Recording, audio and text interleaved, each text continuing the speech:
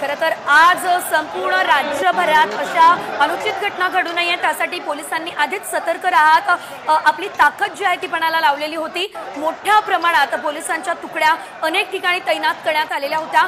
छत्रपती संभाजीनगरमध्ये सुद्धा मोठ्या संख्येने पोलिसांचा बंदोबस्त तैनात होता। मात्र एमआयएमच्या कार्यकर्त्यांवर यावेळेस लाठीचार्ज करण्याची वेळ आलेली। सध्याची आपण ही लाईव्ह दृश्य पाहतोय।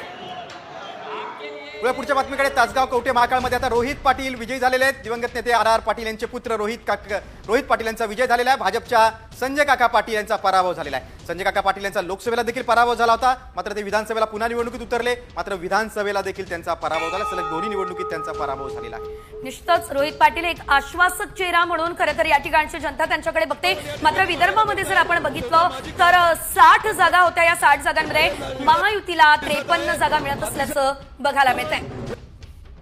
तर केवळ 7 जागांवरती महाविकास आघाडी बघायला मिळाली। एक मोठी बातमी, शिवडीमधून ठाकरे गटाचे अजय चौधरी हे विजयी झालेले आहे। मात्र मनसेचे बाळा नांदगावकर यांचा या ठिकाणी पराभव झालेला आहे। अगदी घराघरात जाऊन प्रचार बाळा नांदगावकर यांनी केलेला होता, मात्र अगदी शेवटच्या दिवशी अजय चौधरी यांना ठाकरेंनी उमेदवारी दिली आणि ते विजयी झाले। महायुतीचा उमेदवार शिवडीमध्ये नव्हता, हे एक वैशिष्ट्य आहे मतदारसंघाचं। दुसरं म्हणजे अजय चौधरी 3 वेळा निवडून आलेले आहेत शिवडीमधून। त्यांचा प्रचंड मोठा जनसंपर्क इथे आहे आणि आता त्याच्या जनसंपर्काचं कारण तर आहेच, पण दुसरं मतदारांचा विश्वास त्यांच्यावर आहे। मनसेच्या बाळा नांदगावकर यांचा पराभव करत पुन्हा एकदा अजय चौधरी यांच्याच नावावर शिवडीच्या जनतेनं शिक्कामोर्तब केलेलं दिसतं। अजय चौधरीचा विजय झालेला आहे। खरं तर बाळा नांदगावकर यांचा पराभव हा मनसेसाठी फार मोठा धक्का आपण म्हणू शकतो, कारण तब्बल राज्यभरात 125 उमेदवार मनसेने उभे केलेले होते, मात्र अद्याप मनसेला खातं देखील उघडता आलेलं नाही। आणि बाळा नांदगावकर यांचा पराभव त्यांना विजयी व्हावा, त्यांचा विजय व्हावा म्हणून महायुतीनं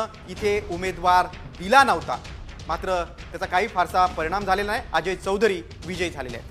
मात्र सध्या पुन्हा एकदा विदर्भातील ही दृश्य बघतोय। विदर्भामध्ये 60 जागा, महायुती 53 जागा जिंकताना दिसते, तर महाविकास आघाडीला केवळ 7 जागा मिळताना दिसत आहे। मात्र मुंबईमधल्या 36 जागांवरतीही 26 जागा महायुतीकडेच असल्याचं बघायला मिळतंय, तर 1 जागा इतरला जात असल्याचं बघायला मिळतंय। 25 जागा या ठिकाणी महायुतीला मिळाल्या, तर 10 जागा महाविकास आघाडीला मिळाल्या असल्याचं आपण बघतोय। मुंबईवर देखील महायुतीचाच प्रभाव दिसून आलेला आहे।